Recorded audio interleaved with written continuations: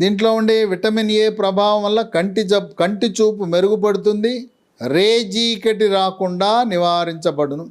7, బొప్పాయిలో vitamin C చాలా అధికంగా ఉంటుంది. దాని ప్రభావం వల్ల చిగుళ్ళు, రక్తం కారదు, దంతక్షయము, దంతాలు పుచ్చిపోవటము, పిప్పిపళ్ళు లాంటి సమస్యలు ఉండవు.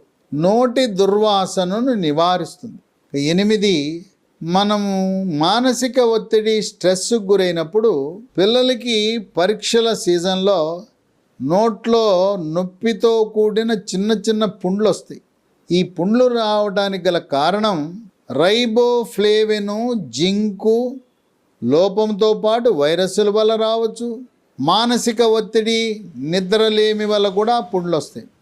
బొప్పాయి పండు తినేవారికి నోట్లో పుండ్లు, నాలుకపై, పెదాలపై, బుగ్గల లోపల భాగంలో పుండ్లు రావు.